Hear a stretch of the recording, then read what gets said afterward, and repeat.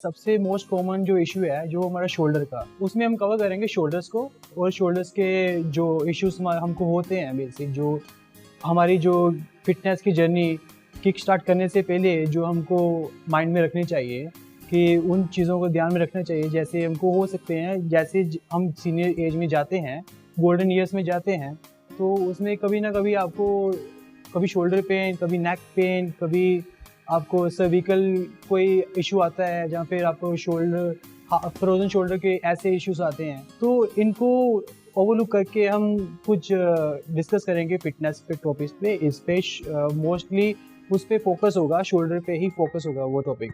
सो हम स्टार्ट करते हैं कि जैसे कैसे हमारा लाइफस्टाइल है, जैसे हम रोज का हमारा लाइफस्टाइल है उसमें क्या कर रहे हैं हम। सो हम हंच ओवर पोजीशन में ही बैठते हैं, चाहे वो हम कार ड्राइव कर रहे हो, चाहे वो हम कोई टाइपिंग कर रहे हैं कंप्यूटर पे, जहाँ पे कुछ मोबाइल सबसे अभी आजकल हम सब तो मोबाइल में ही ज़्यादातर हम काम करते हैं। तो उसमें क्या है कि हमारे शोल्डर्स राउंडेड ही रहते हैं हमेशा।